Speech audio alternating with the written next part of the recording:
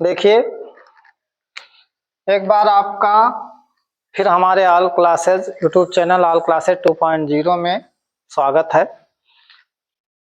आज आपको हम बता रहे हैं हास्य रस के बारे में।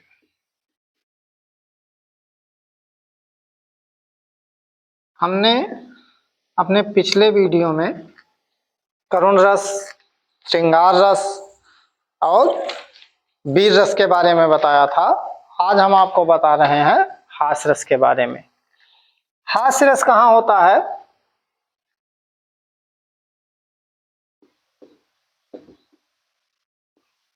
किसी व्यक्ति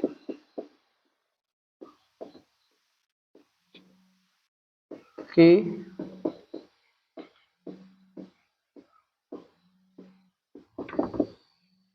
विचित्र वेशभूषा, क्रियाकलाप,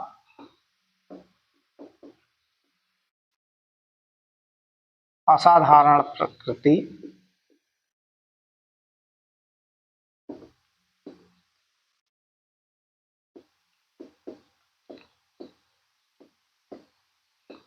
को देखकर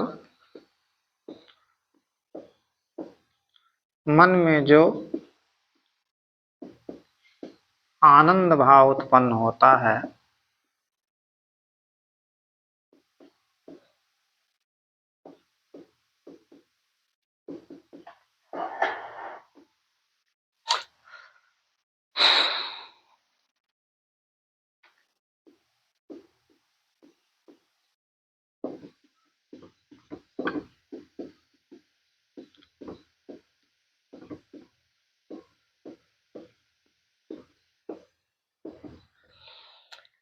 देखिए, किसी व्यक्ति की विचित्र वेशभूषा, क्रियाकलाप, असाधारण प्रकृति को देखकर मन में जो आनंद भाव उत्पन्न होता है या विनोद भाव उत्पन्न होता है, उसे हम हास्य रस कहते हैं। जैसे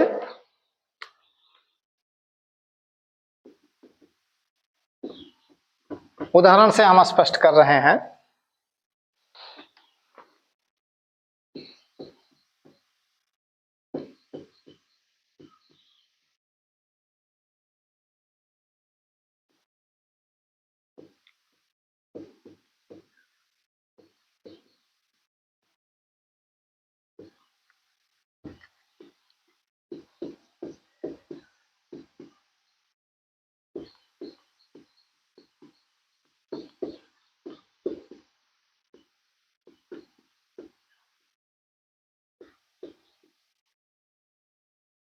जहि दिस बैठे नारद फूली, सो दिस त्यहि न बिलोकी भूली।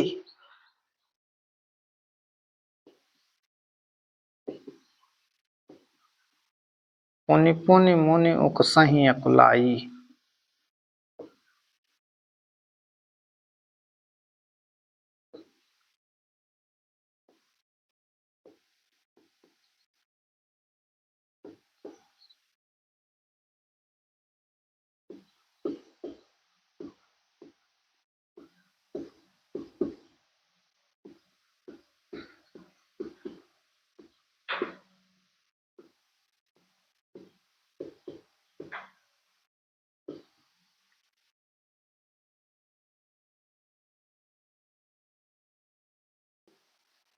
देखिए, जहि दिस बैठे नारद फूली, सो दिस त्यहि न बिलोकी भूली।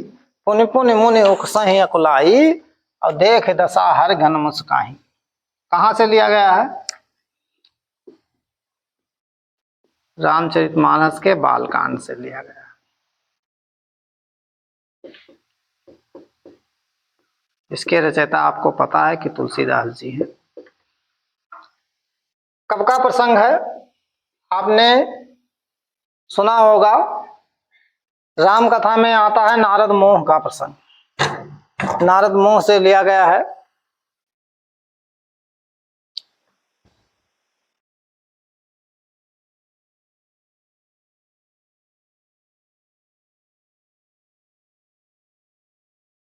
किसका स्वयंवर है? विश्वमोहिनी का स्वयंवर है, जो राजा शीलनिधि की कन्या थी। नारद जी वहां स्वयंवर में गए हुए हैं और मन में ये आकांक्षा लेकर गए हुए हैं कि जो विश्वमोहिनी है वो स्वयंवर में मेरा वर्ण कर ले। लेकिन भगवान विष्णु ने इनका मुख बंदर का बना दिया है। उसी स्वयंवर में शिव जी के दो गण आए हुए हैं।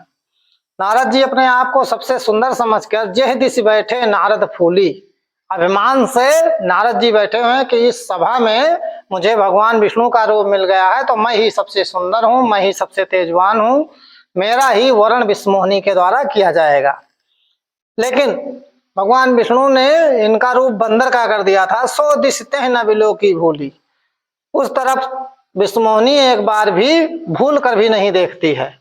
पुनि पुनि मुनि उकसाई अकुलाई, जब इनकी तरफ नहीं देखती है तो ये अकुला जाते हैं और बार बार आगे जाकर बैठ जाते हैं। देख दशा हर गण मुस्काई, शिव जी के दो गण बैठे हैं जो इनकी दशा को देखकर मुस्कुरा रहे हैं।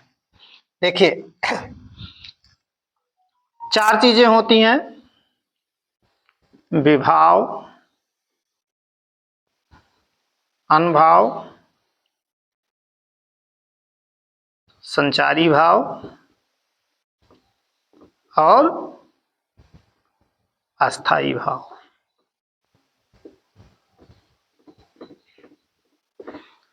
विभाव में दो चीजें होती हैं। क्या होता है? आलम्बन और उद्दीपन। आलम्बन में दो चीजें होती हैं। क्या होता है?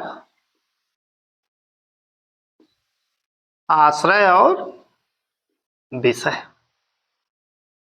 आश्रय कौन है? हंसी किसको आ रही है? पाठक, जो मतलब पढ़ रहा है। या आप लिख सकते हैं शिव जी के जो गण बैठे हुए थे। विषय क्या है? क्यों हंसी आ रही है?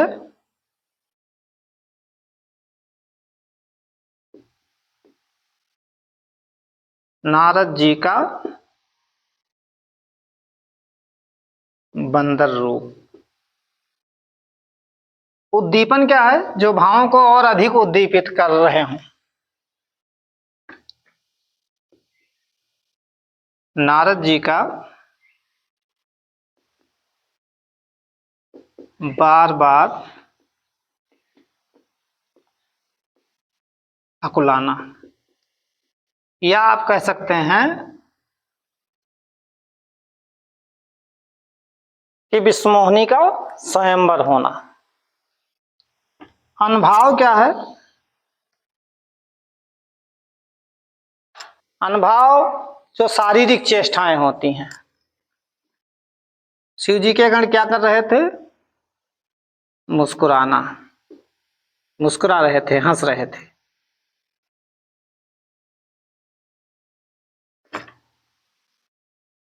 संचारी भाव क्या है? हर्ष। अस्थाई भाव क्या है? हास्य कह सकते हैं या हंसी कह सकते हैं। ये है इसका स्पष्टीकरण हास्य रस का। एक उदाहरण मैं आप लोगों को और बताता हूं।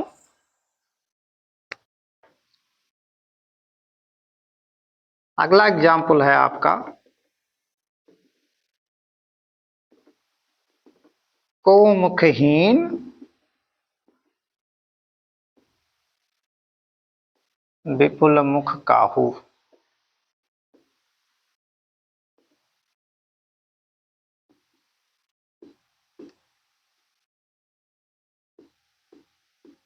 बिन पद कर को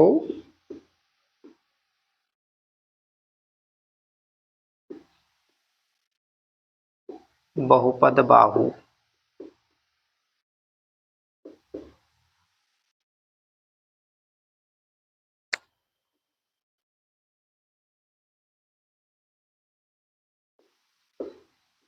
विपुल नयन को नयन विहीना,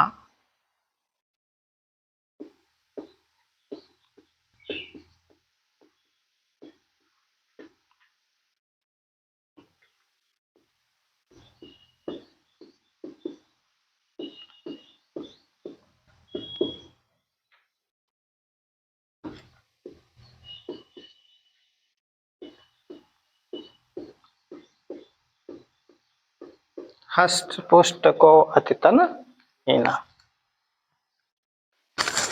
देखिए ये प्रसंग कहाँ से लिया गया है? रामचरितमानस के बालकांड से लिया गया है।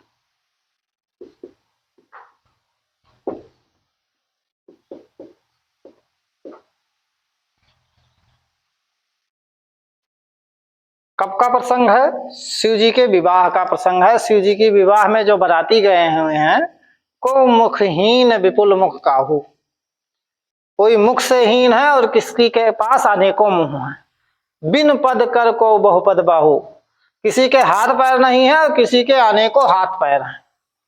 विपुल नयन को नयन विहीना, किसी के पास अनेकों नयन हैं, अनेकों नेत्र हैं और किसी के पास कोई नेत्र नहीं है।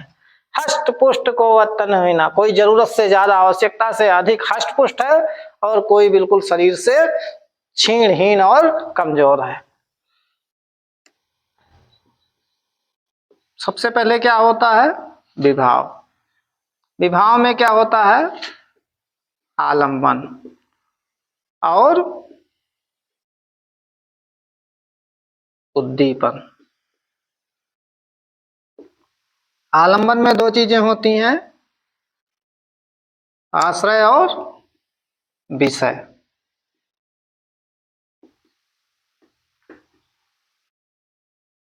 आश्रय कौन है? श्रोता या पाठक कह सकते हैं। जिसके मन में अस्थाई भाव उत्पन्न होता है उसको आश्रय कहते हैं। विषय जिसके कारण अस्थाई भाव उत्पन्न होता है, विषय क्या है?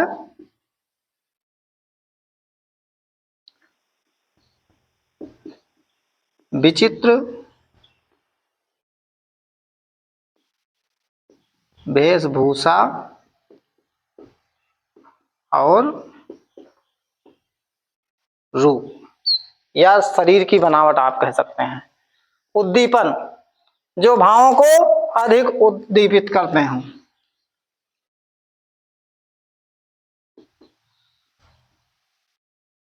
शिव जी की बारात में होना। अब देखिए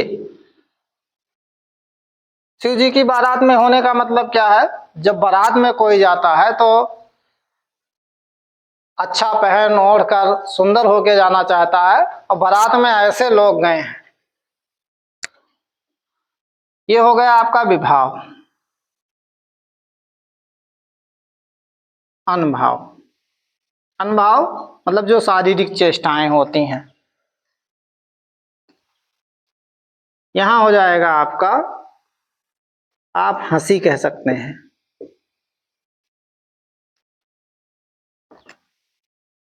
संचारी भाव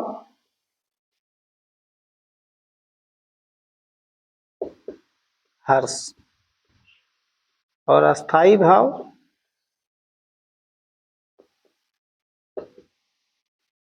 हास्य।